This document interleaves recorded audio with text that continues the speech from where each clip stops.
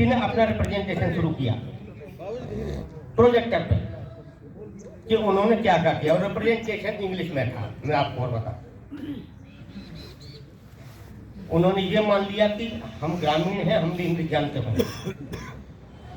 सौभाग्यवश हम लोग थे, जानते थे, रिप्रेजेंटेशन इंग्लिश में था वो पूरा।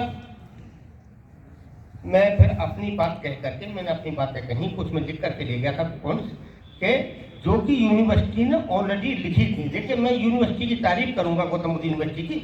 उन्होंने जो हमारे यहाँ जन सुनवाई हुई, जो चीजें हुई, उन्होंने कोई चीज छुपाई नहीं।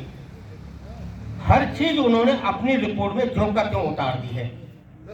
रनेरा ग्राम वाइज उतारी है, रनेरा की भी, नंगला यहाँ की भी, पुरम की भी, सब चीज उन्होंने ज्यों का त्यों उतार दी। उन्होंने बिल्कुल भी उसमें दुमात नहीं की, दुमात जो काम में करते हैं उन्होंने बिल्कुल ज्यों के उतार दी। न उनकी रिपोर्ट पर कोई सरकार का प्रभाव भी नहीं है। अब सरकार का प्रभाव कानूनी अड़चन यहाँ से शुरू होती है, इस कमेटी से, जिसमें हम और धर्मेंद्र जी भी थे। 2 घंटे की मीटिंग में 1-1.5 घंटा उनका रिप्रेजेंटेशन निकल गया, आधा घंटा बचा। आधे घंटे में उन्होंने ये आपका स्वागत है कि आपका स्वागत है, किस तरह किया, ऐसा कुछ करके 5 मिनट मैंने कहा कि मैं थोड़ा सा पहले बोलना चाहता हूँ। तो मैंने बताया ना, शादी थी, मेरी बेटी की शादी, तो मुझे जाना था। तो मैंने उनसे अपनी जो मांगें थी वो रख दी और बता दी, और इसके बाद में इस उम्मीद में कि ये मीटिंग आज होगी नहीं, वो पढ़ी नहीं। हमने पहले यही कहा कि रिपोर्ट हमने पढ़ी नहीं, तो इसमें हम लोग समीक्षा गाइड करेंगे। भाई पहले रिपोर्ट तो पढ़ रहे हैं हम। इतनी मोटी किताब है, 400 पेज की। भाई 400 पेज की है। एक दिन पहले पढ़ लोगे।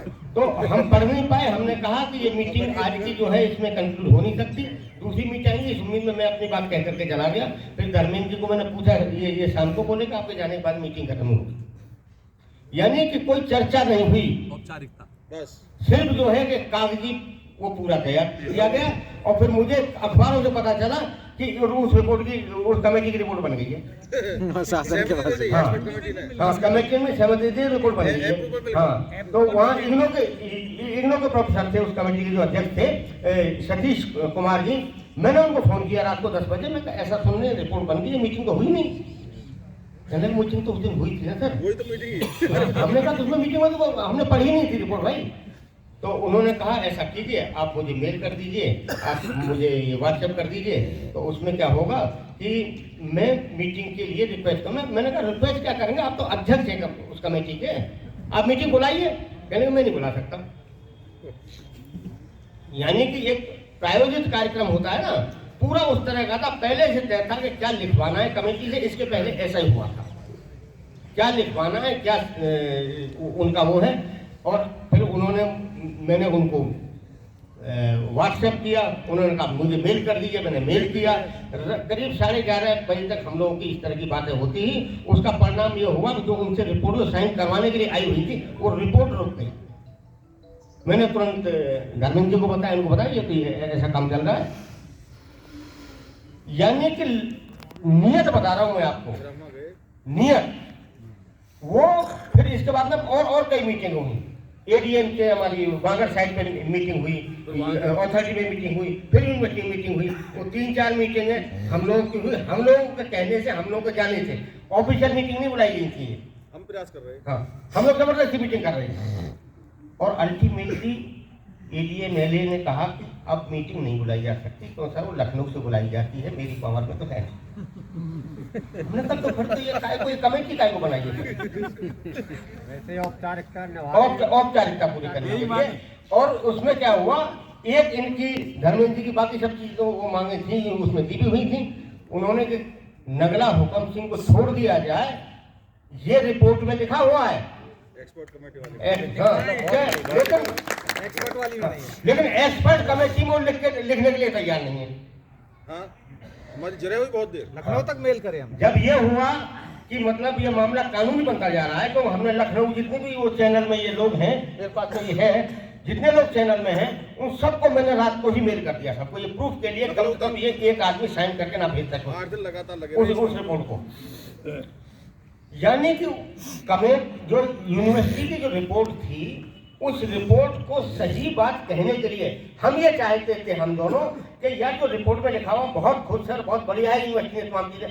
इस 400 पेज को पढ़ेगा थोड़ा ही कोई। हम अपनी रिपोर्ट में लिख दें कि ये मुख्य चीजें हैं यूनिवर्सिटी ने कही है, ये मान ली जाए, ऐसा लिख दें। इसको लिखने देने के लिए प्रशासन तैयार नहीं है। नियत बता रहा हूं मैं आपको, तो सब लोग हैं, तमाम गांव के हैं, क्योंकि उन्हें पहले फेज में जब ये गई तो उस समय मैंने पूछा, अभी मैं पहले फेज में आपने यार कैसे दस्तखत कर दिए थे लोगों ने? कहने लगे ना पहले फेज में इस तरह का कुछ नहीं हुआ, हमने कहा दस्तखत कर। तो ये कानून को भी तोड़ मरोड़ करके किसी तरह से भी कुछ करने को तैयार है। अल्टीमेटली उस रिपोर्ट में एक चीज जरूर चली गई, हमारी जो इनका एक अलग से रिप्रेजेंटेशन था, जो आपत्ति थी, आपत्ति एक हमारा था, उसको उन्होंने रिपोर्ट में, इसमें नहीं, यूनिवर्सिटी की रिपोर्ट में अलग से जोड़ दिया। वो भी कानूनी रूप से हमारे लिए बहुत बढ़िया है। और उसमें एक सेंटेंस जोड़ दिया, हमने कहा ये तो लिखेगी कमेटी कि ये जो रिपोर्ट है, हम इसको यूनिवर्सिटी की रिपोर्ट को मान्य करते हैं, उसको सरकार मान ले, ऐसा उन्होंने लिख दिया।